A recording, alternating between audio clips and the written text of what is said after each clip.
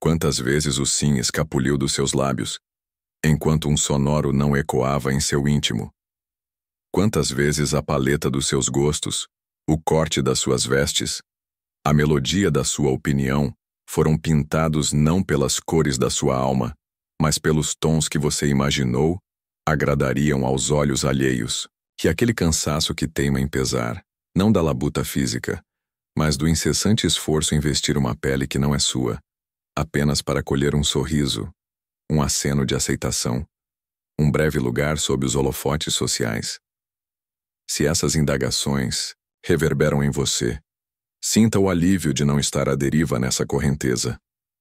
A cultura, em seus múltiplos tentáculos, nos ensina desde cedo a buscar o aval de fora.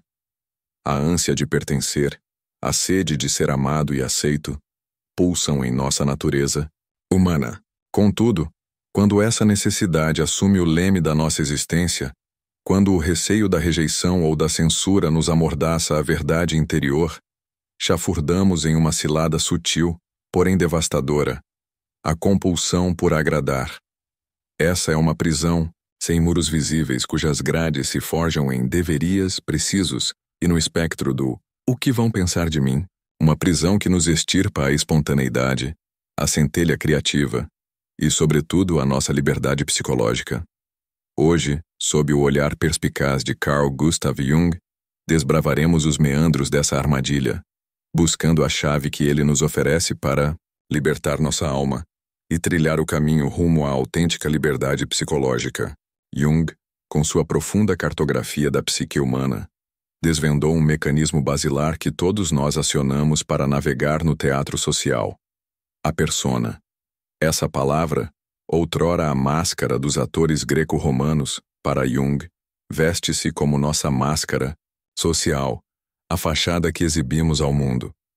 É a coleção de papéis que representamos: o filho exemplar, o profissional impecável, o amigo leal, o parceiro ideal, a imagem que cultivamos arduamente para sermos aceitos e funcionarmos na engrenagem da sociedade. A persona, em sua essência, não carrega consigo o selo da negatividade. Ela nos é necessária. Precisamos de um elo para nos conectar com o mundo exterior, para nos moldarmos às diversas situações que a vida nos apresenta. Ela nos protege, azeita a comunicação e nos permite cumprir nossos papéis sociais. A encruzilhada surge quando nos fundimos excessivamente com essa persona, quando a máscara se torna epiderme, quando olvidamos que somos um universo muito mais vasto do que o papel que estamos representando. Essa superidentificação com a persona é o cerne da compulsão por agradar. Começamos a crer que somos a imagem que projetamos, a viver em função de manter essa ilusão a qualquer custo. O temor de que a máscara escorregue, de que nossa verdadeira natureza, ou o que tememos ser nossa verdadeira natureza, seja exposta e, consequentemente, rejeitada, nos paralisa.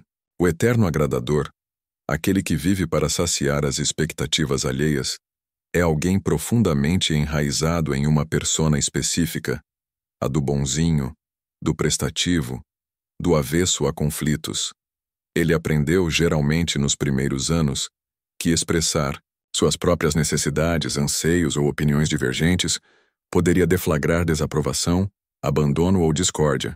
Para sobreviver emocionalmente, ele urdiu uma persona que minimiza o atrito, que busca a harmonia a ferro e fogo, mesmo que a chama da sua própria autenticidade se apague nesse processo. O resultado? Uma existência sob constante vigilância e ansiedade. O agradador vive tateando o que os outros desejam, incessantemente monitorando as reações alheias, ajustando seu comportamento como um camaleão social para garantir a aprovação. Dizer não torna-se um nó na garganta. Estabelecer limites saudáveis, uma miragem distante. Expressar raiva ou discordância, um tabu. Paradoxalmente, pode até sentir um amargo ressentimento por se sentir explorado ou ignorado, mas silencia essa voz interior por medo de acender a faísca do conflito. Por fora, irradia amabilidade, generosidade, a aura de ser fácil de lidar. Contudo, em seu âmago, uma tensão crescente se acumula. A energia psíquica, que deveria irrigar a expressão do seu verdadeiro self, esvai-se na manutenção da máscara. Emerge um vazio lancinante, a sensação de inautenticidade, de não estar vivendo a própria vida. É como ser um ator preso a um personagem, mesmo quando as cortinas se fecham. Jung nos adverte que essa identificação com a persona cobra um preço salgado. Ao nos fixarmos exclusivamente na fachada que apresentamos ao mundo, negligenciamos nosso rico mundo interior. Tudo aquilo que não se encaixa nos contornos da persona, nossos sentimentos considerados negativos, nossos desejos inadequados, nossas opiniões impopulares, nossos talentos inúteis. Tudo isso é reprimido, exilado para compor a nossa sombra, aquele lado oculto da personalidade que já exploramos. Quanto mais rígida e idealizada for a nossa persona, maior e mais carregada será a nossa sombra. O bonzinho que jamais se permite sentir raiva pode abrigar uma sombra fervilhante de fúria reprimida, pronta para explodir em momentos inesperados, ou voltar-se contra si mesmo na forma de depressão ou doenças psicossomáticas. A pessoa perfeita e bem-sucedida pode carregar uma sombra repleta de insegurança e medo do fracasso, impulsionando-a a uma busca incessante e exaustiva por mais conquistas. A liberdade psicológica, na visão junguiana, não brota da criação de uma persona ainda mais aprimorada ou agradável. Ela emerge do processo oposto, da desidentificação com a persona e da integração da sombra. Brota da coragem de reconhecer que somos muito mais do que a máscara que usamos, que somos seres complexos, contraditórios, um amálgama de luz e escuridão. O primeiro passo para escapar da armadilha de agradar é lançar luz sobre ela. É reconhecer os padrões em que a compulsão se manifesta. Em que situações você se sente compelido a agradar? Quais medos espreitam por trás dessa compulsão? Medo da rejeição? Do conflito? De não ser amado? De ser rotulado como egoísta? De onde emanam esses temores? Que experiências pretéritas os alimentaram? É crucial começar a questionar a própria persona, essa imagem que projetamos. Ela ecoa quem realmente somos ou é apenas um papel que aprendemos a representar? Que partes de nós mesmos escondemos por trás dessa máscara? Que sentimentos nos negamos a sentir ou expressar? Esse processo de autoquestionamento pode ser desconcertante, pode trazer à tona sentimentos de culpa, vergonha ou ansiedade.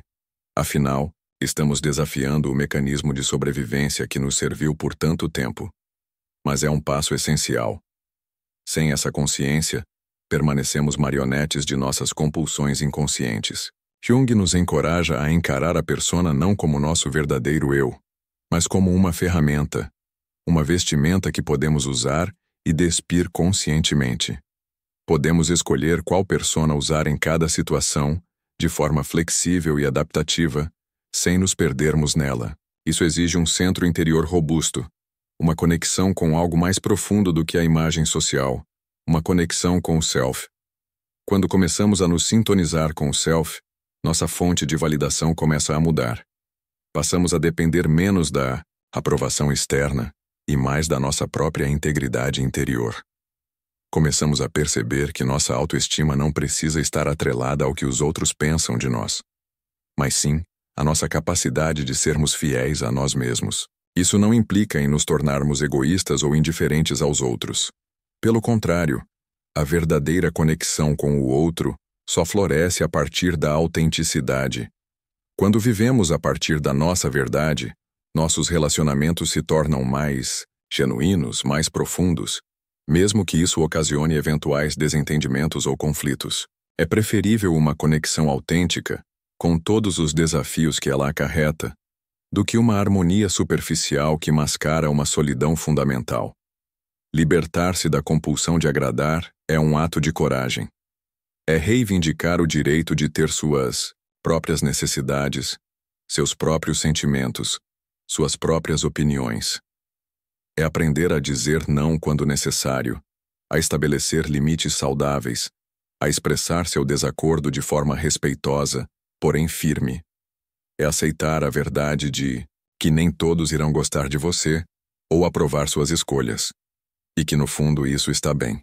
A busca incessante por aprovação externa é, em sua essência, uma busca por amor e aceitação que não recebemos ou não internalizamos adequadamente, muitas vezes na infância. A chave para a liberdade psicológica reside em aprender a dar a si mesmo essa aceitação incondicional, em reconhecer seu próprio valor intrínseco, independentemente de suas falhas ou imperfeições, independentemente do que os outros pensam. Essa jornada de desidentificação da persona e de cultivo da autoaceitação é o alvorecer do caminho para a liberdade psicológica. No bloco anterior, desvendamos a armadilha da necessidade de agradar e sua intrínseca ligação com a nossa persona, a máscara social que vestimos para navegar no mundo. Observamos como a identificação excessiva com essa máscara, especialmente a do bonzinho ou prestativo, nos aprisiona em um ciclo vicioso de busca por validação externa, corroendo nossa autenticidade e liberdade psicológica. Mas qual o verdadeiro preço de manter essa fachada impecável? O que acontece com todas as partes de nós que não se encaixam na persona do agradador? Elas não evaporam, são relegadas às sombras. E é justamente no confronto e na integração dessa sombra que reside uma das chaves mais poderosas para a liberdade psicológica que tanto almejamos. A sombra do agradador é um território vasto e frequentemente negligenciado, mas essencial de ser explorado. Lembrem-se, a sombra abriga tudo aquilo que reprimimos ou negamos em nós mesmos por considerarmos inaceitável. No caso do agradador crônico, o que geralmente é lançado às sombras é exatamente o oposto da sua persona. A raiva, a assertividade, o egoísmo no sentido de autocuidado e priorização das próprias necessidades, a capacidade de dizer não, a crítica, a ambição pessoal, a sexualidade livre, a preguiça, a vulnerabilidade, enfim, tudo aquilo que poderia perturbar a harmonia ou desafiar a imagem de pessoa amável e prestativa. Imaginem a colossal quantidade de energia psíquica necessária para manter todas essas qualidades e impulsos naturais trancados no porão do inconsciente. É um esforço hercúleo e constante que drena nossa vitalidade e nos deixa exaustos, mesmo quando aparentemente não estamos fazendo nada. Manter a máscara do agradador é um trabalho de tempo integral, e o salário é a ansiedade e o vazio interior. O grande perigo da sombra não integrada, como Jung nos ensinou, é que ela não permanece inerte no porão. Ela busca a expressão. E quando não encontra uma saída consciente e construtiva, ela irrompe de formas distorcidas e, muitas vezes, autodestrutivas. Como a sombra do agradador costuma se manifestar, uma das formas mais comuns é através da agressividade passiva. Como o agradador teme o conflito direto e a expressão aberta da raiva, sua hostilidade reprimida vaza de maneiras indiretas. Sarcasmo disfarçado de brincadeira, esquecimentos, convenientes, fofocas, resistência silenciosa, vitimização, manipulação emocional. Ele pode até adoecer, dores de cabeça, problemas digestivos, etc., como uma forma inconsciente de expressar seu descontentamento ou de conseguir a atenção e o cuidado que não se permite pedir diretamente. Outra manifestação é a projeção intensa. O agradador, incapaz de reconhecer sua própria raiva ou egoísmo, tende a enxergar essas qualidades de forma exagerada nos outros. Ele pode se sentir cercado por pessoas abusivas, egoístas ou agressivas, sem perceber que está projetando nelas a própria sombra não reconhecida. Isso cria um ciclo vicioso. Ele se ressente dos outros por serem assim, o que reforça sua necessidade de ser bonzinho, que, por sua vez, alimenta ainda mais sua sombra reprimida. O ressentimento crônico é quase uma marca registrada do agradador. Ele se doa excessivamente, ultrapassa seus próprios limites, mas secretamente espera reconhecimento e reciprocidade. Quando isso não acontece, e raramente acontece na medida esperada, pois os outros se acostumam com sua disponibilidade, ele se sente injustiçado, explorado, não valorizado, mas novamente, Ele tem dificuldade em expressar esse ressentimento diretamente, acumulando-o internamente como um veneno lento que corrói sua alegria de viver. A autossabotagem também é frequente. O agradador pode ter dificuldade em buscar seus próprios objetivos ou em aceitar o sucesso, pois isso poderia gerar inveja ou críticas, ameaçando sua necessidade de ser amado por todos. Inconscientemente, ele pode minar suas próprias chances, procrastinar ou encontrar maneiras de compensar seu sucesso sendo excessivamente generoso ou autodepreciativo. E talvez o mais triste, a sombra não integrada do agradador o impede de ter relacionamentos verdadeiramente íntimos e autênticos. A intimidade requer vulnerabilidade, honestidade, a capacidade de mostrar nossas falhas e discordâncias.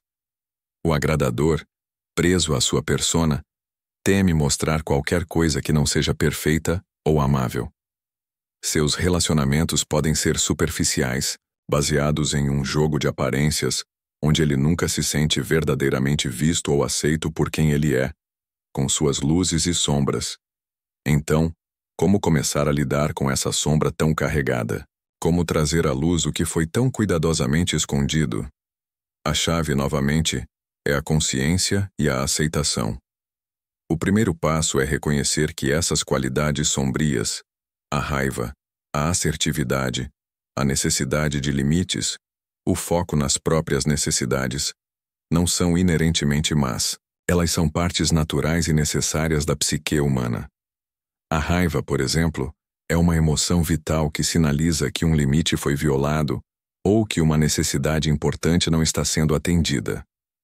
A assertividade é a capacidade de expressar suas necessidades e opiniões de forma clara e respeitosa. O autocuidado não é egoísmo, mas uma condição fundamental para o bem-estar e para poder contribuir com o mundo de forma sustentável. O problema não são essas qualidades em si, mas a forma como foram reprimidas e distorcidas. O objetivo não é eliminar a raiva, mas aprender a senti-la e expressá-la de forma construtiva, em vez de deixá-la vazar como agressividade passiva ou explodir de forma descontrolada. O objetivo não é se tornar egoísta no sentido pejorativo, mas reconhecer e honrar suas próprias necessidades como legítimas, aprendendo a equilibrá-las com as necessidades dos outros. Integrar a sombra do agradador envolve um trabalho corajoso de autoobservação e honestidade. Comece a prestar atenção aos seus sentimentos negativos, o ressentimento, a irritação, a inveja, o tédio. Em vez de julgá-los ou reprimi-los, imediatamente pergunte-se: o que esse sentimento está tentando me dizer? Que necessidade minha não está sendo atendida? Que limite meu foi ultrapassado? Observe suas projeções. Quem são as pessoas que mais te irritam? Que qualidades nelas te incomodam tanto? Há alguma possibilidade de que essas qualidades também existam em você, de forma não reconhecida ou reprimida? Use essas projeções como um espelho para descobrir aspectos da sua própria sombra. Explore seus sonhos. A sombra, frequentemente, aparece nos sonhos como figuras ameaçadoras, perseguidoras ou repulsivas. Em vez de fugir delas, tente dialogar com elas, talvez através da imaginação ativa. O que essa figura sombria quer? Que mensagem ela traz? Muitas vezes, o monstro do sonho representa uma energia vital que foi rejeitada e precisa ser integrada. Comece a experimentar pequenas doses de autenticidade. Tente dizer não a um pequeno pedido que você não quer atender. Expresse uma opinião divergente de forma calma e respeitosa. Reserve um tempo para cuidar de si mesmo sem sentir culpa.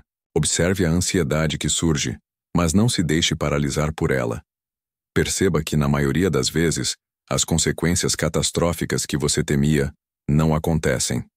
E mesmo que haja alguma reação negativa, você sobrevive. Você descobre que sua autoestima não depende da aprovação universal. Esse processo de integração da sombra é gradual e muitas vezes desafiador. Pode ser útil buscar o apoio de um terapeuta junguiano ou de um grupo de confiança onde você possa explorar esses temas em um ambiente seguro e acolhedor. Mas é um trabalho libertador. À medida que você começa a reconhecer e a integrar sua sombra, algo notável acontece. Você não se torna uma pessoa má ou egoísta. Pelo contrário, você se torna mais inteiro, mais humano, mais compassivo. Ao aceitar sua própria sombra, você se torna mais capaz de aceitar a sombra nos outros. Você se torna menos julgador, menos reativo, mais capaz de lidar com conflitos de forma madura. E o mais importante, você libera a energia que estava presa na repressão. Essa energia se torna disponível para você viver de forma mais vibrante e autêntica. Você começa a descobrir seus verdadeiros desejos, seus talentos escondidos, sua voz única. Você começa a ter mais clareza sobre o que realmente importa para você, para além da necessidade de agradar. Integrar a sombra não é eliminar a persona. Continuaremos a precisar de máscaras sociais para funcionar no mundo. Mas a relação com a persona muda. Ela deixa de ser uma prisão e se torna uma ferramenta flexível, usada com consciência. Sabemos quem somos por baixo da máscara. Nossa identidade não está mais colada a ela. O preço de manter a máscara do agradador é a perda da nossa alma, da nossa vitalidade, da nossa liberdade. O caminho para recuperar essa liberdade passa necessariamente pelo confronto corajoso com a nossa sombra.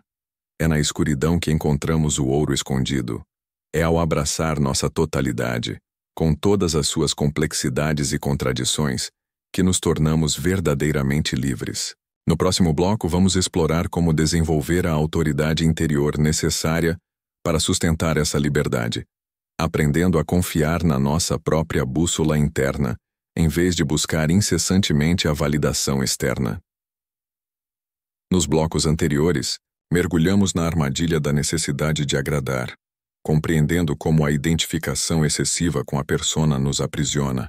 Exploramos também o preço dessa máscara, a sombra reprimida do agradador, com suas manifestações distorcidas como agressividade passiva, projeções e ressentimento.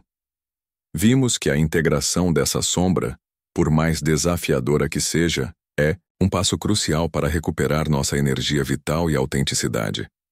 Mas como sustentar essa jornada?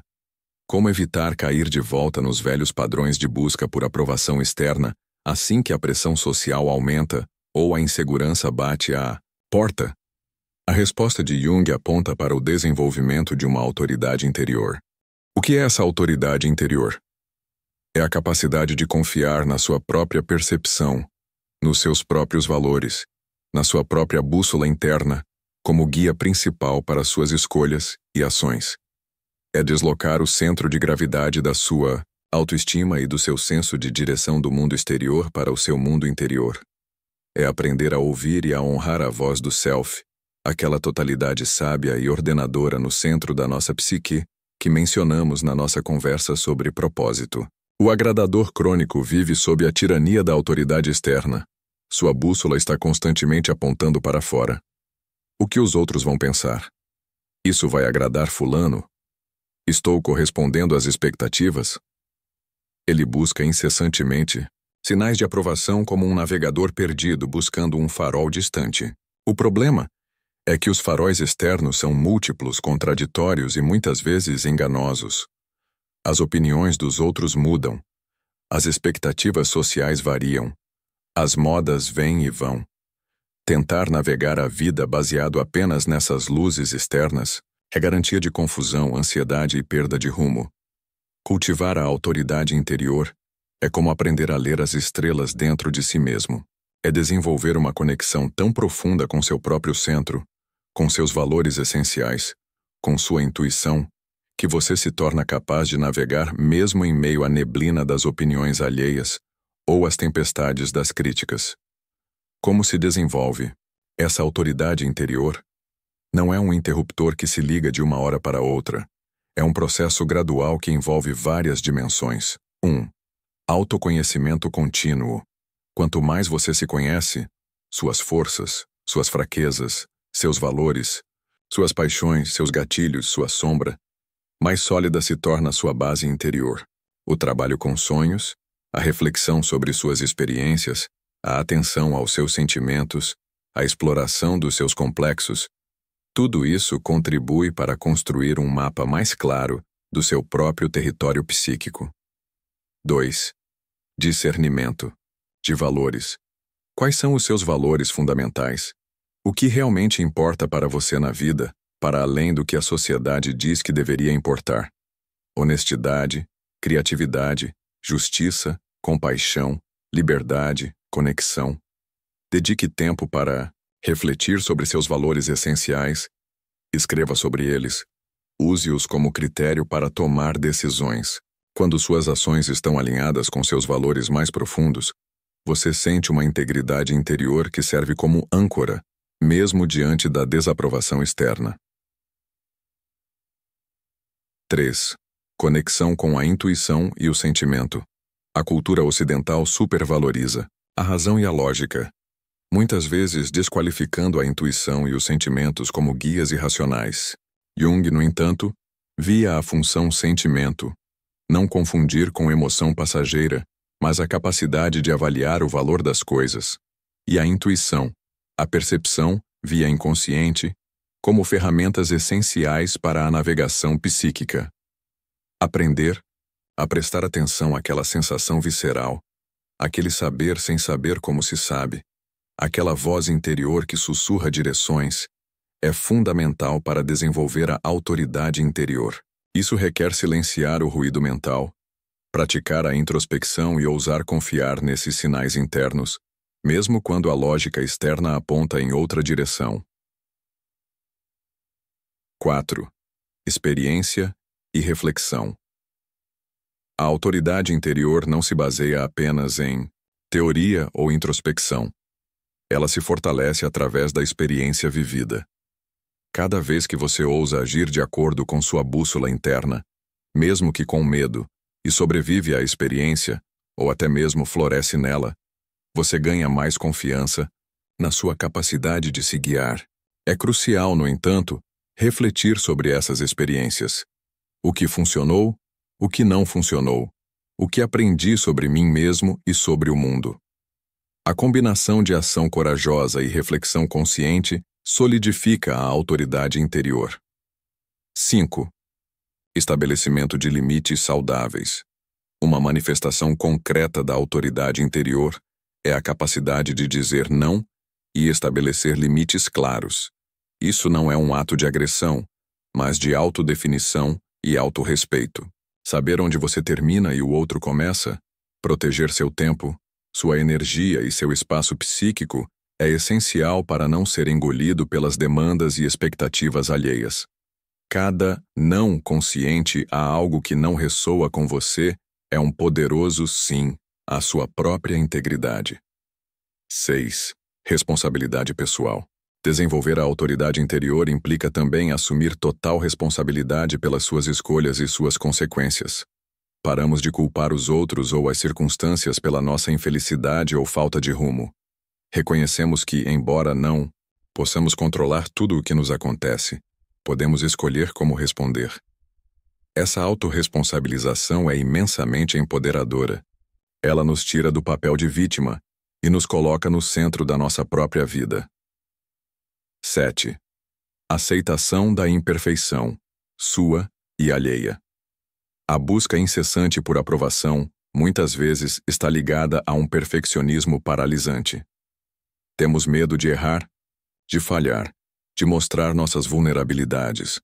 A autoridade interior floresce na aceitação da nossa humanidade imperfeita.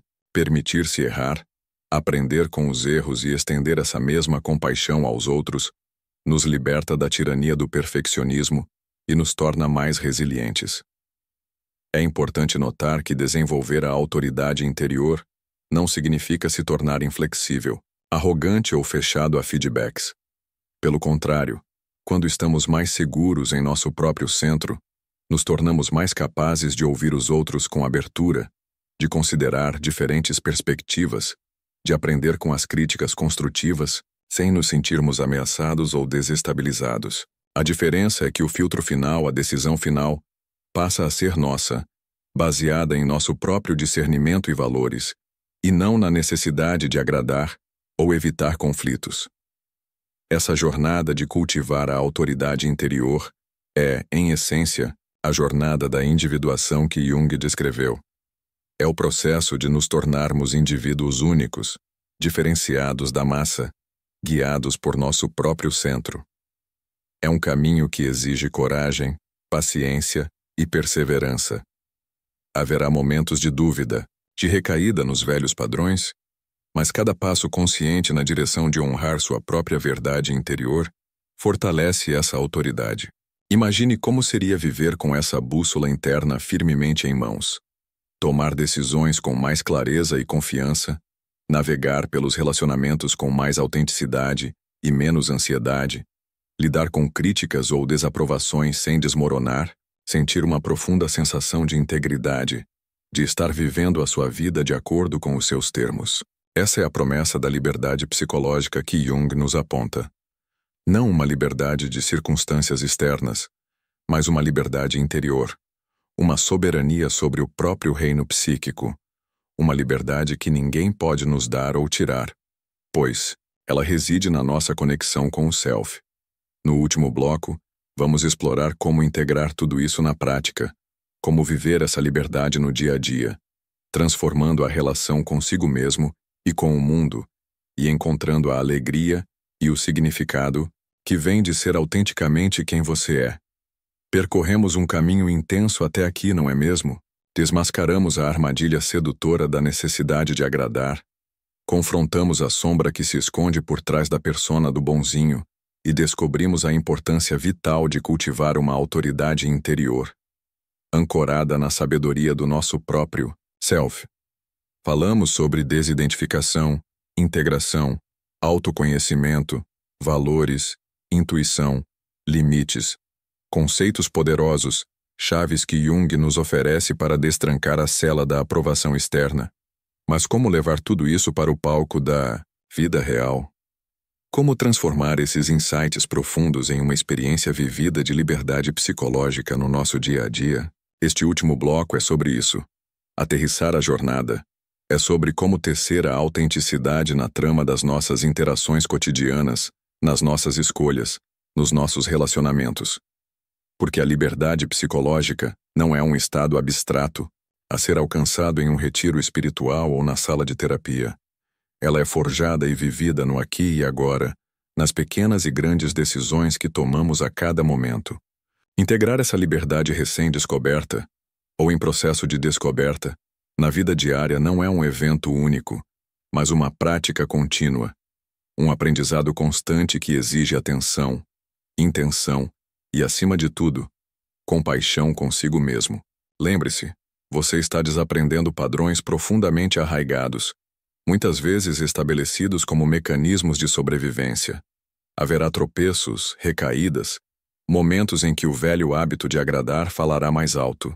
Isso é normal. A chave não é a perfeição, mas a consciência e a disposição para retomar o caminho. Então, como podemos praticar a autenticidade e a liberdade psicológica no cotidiano? 1. Comece pequeno, mas comece agora. A transformação não precisa começar com um gesto grandioso. Comece com pequenas escolhas conscientes. Talvez seja recusar educadamente um convite para algo que você realmente não quer fazer. Talvez seja expressar uma preferência simples. Na verdade, prefiro comida italiana hoje, em vez de concordar automaticamente com a sugestão do outro. Talvez seja reservar 15 minutos do seu dia para fazer algo que te nutre sem sentir culpa. Cada pequena escolha, alinhada com sua verdade interior, fortalece o músculo da autenticidade. 2. Pratique a comunicação autêntica e não violenta. Libertar-se de agradar não significa se tornar rude ou agressivo.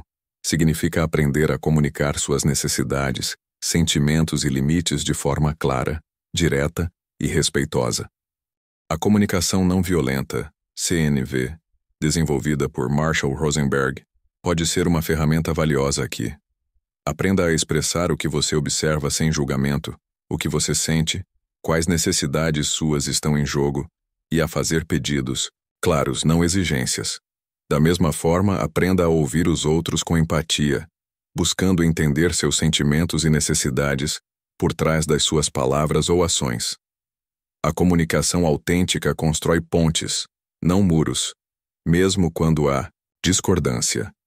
3. Acolha o desconforto. Agir autenticamente, especialmente no início, pode gerar desconforto, o seu e o dos outros. Você pode sentir ansiedade ao dizer não, culpa ao priorizar suas necessidades, medo ao expressar uma opinião impopular. Os outros, acostumados com sua persona agradadora, podem reagir com surpresa, resistência ou até irritação. É crucial aprender a tolerar esse desconforto sem recuar imediatamente para o padrão antigo. Respire fundo. Lembre-se do seu porquê. Reconheça que o desconforto é um sinal de crescimento, de que você está saindo da sua zona de conforto, que, na verdade, era uma zona de aprisionamento. 4. Cultive a autocompaixão radical. Seja gentil consigo mesmo nessa jornada. Você vai errar, vai haver dias em que a máscara volta com força total. Em vez de se criticar duramente, pratique a autocompaixão. Reconheça a dificuldade, acolha seus sentimentos, mesmo a frustração consigo mesmo, e pergunte-se: o que posso aprender com isso? Como posso tentar de novo na próxima oportunidade? Trate-se com a mesma gentileza e compreensão que você ofereceria a um amigo querido que estivesse passando pelo mesmo processo. 5. Reavalie seus relacionamentos. À medida que você se torna mais autêntico, é natural que seus relacionamentos passem por uma reavaliação. Alguns relacionamentos, baseados principalmente na sua persona agradadora, podem se tornar insustentáveis ou precisar de uma renegociação profunda. Pode ser doloroso, mas é necessário. Ao mesmo tempo, você descobrirá que a autenticidade atrai conexões mais genuínas, pessoas que te valorizam por quem você realmente é, com suas luzes e sombras, começarão a surgir ou a se fortalecer na sua vida. Busque ativamente a companhia de pessoas que te apoiam na sua jornada de crescimento e que celebram sua individualidade. 6. Encontre canais para sua expressão única. A energia liberada da sombra e da desidentificação da persona precisa encontrar expressão. Qual é? A sua forma única de se expressar no mundo pode ser através da sua profissão, de um hobby criativo, do voluntariado, da forma como você cria seus filhos, ou simplesmente da maneira como você interage com as pessoas no seu dia a dia. Permita-se explorar seus talentos, suas paixões, aquilo que faz seu coração vibrar. A expressão autêntica é profundamente energizante e reforça seu senso de propósito e liberdade. 7. Continue o diálogo interior. A jornada não termina. A liberdade psicológica não é um destino final, mas uma dança contínua com a vida e com sua própria psique. Continue praticando a autoobservação, o trabalho com sonhos, a atenção aos sentimentos e sincronicidades. A imaginação ativa, técnica junguiana que mencionamos, pode ser uma ferramenta poderosa para manter esse diálogo vivo. Converse com as diferentes partes de si mesmo, a persona, a sombra, os arquétipos que te habitam, a voz do self. Pergunte, ouça, integre. Quanto mais profundo for seu diálogo interior, mais sólida será sua autoridade interna e sua capacidade de viver autenticamente. É fundamental entender que a liberdade psicológica que Jung propõe não é uma licença para o egocentrismo ou para a indiferença em relação ao impacto das nossas ações nos outros. Não se trata de fazer o que eu quero, quando eu quero, sem me importar com ninguém. Isso seria apenas outra forma de escravidão. A escravidão aos impulsos do ego, da sombra não integrada. A verdadeira liberdade psicológica é a liberdade de não ser compelido por padrões inconscientes, como a necessidade de agradar, e a liberdade para escolher conscientemente como responder à vida, em alinhamento com seus valores mais profundos e com um senso de responsabilidade por si mesmo e pelo mundo. É uma liberdade que nasce da integração, não da negação.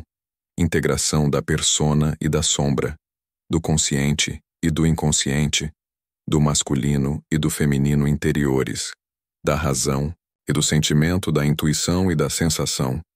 É o caminho da individuação de se tornar um indivíduo completo, único, indivisível, Viver essa liberdade no dia a dia significa abraçar a complexidade. Significa aceitar que você pode ser gentil e firme, que você pode ser compassivo e ter limites claros, que você pode cuidar dos outros e cuidar de si mesmo, que você pode pertencer e ser único. Não é uma questão de ou isso ou aquilo, mas de isso e aquilo. Ao praticar a autenticidade, você não apenas se liberta, mas também oferece um presente ao mundo. Você se torna um exemplo vivo de que é possível viver com integridade. Você inspira outros a também buscarem sua própria verdade.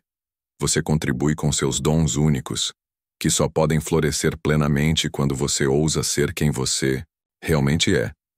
Então, o convite final é este: ouse. Ouse questionar a máscara. Ouse enfrentar a sombra. Ouse cultivar sua autoridade interior. Ouse praticar a autenticidade, um passo de cada vez. A chave para a liberdade psicológica não está lá fora na aprovação dos outros. Ela sempre esteve aí dentro, esperando que você a encontrasse e tivesse a coragem de usá-la para abrir a porta. A jornada pode ser desafiadora, mas a recompensa, viver uma vida genuína, vibrante e significativa, em paz consigo mesmo, é inestimável. Você está cansado de agradar? A liberdade te espera. A chave está em suas mãos. Se essa exploração, das máscaras que vestimos e da busca pela autenticidade, ressoou em sua jornada, se você sentiu um chamado para desvendar as camadas do seu próprio ser, convidamos você a se juntar a essa comunidade de buscadores. Ao se inscrever no canal, você terá a oportunidade de acompanhar mais reflexões sobre a psique, o autoconhecimento e a jornada rumo a uma vida mais plena. E se a mensagem de hoje tocou seu coração, se acendeu uma faísca de reconhecimento interior, deixe seu like. Sua interação nutre essa jornada e nos ajuda a levar essas reflexões a mais pessoas que anseiam por se libertar e viver com mais autenticidade.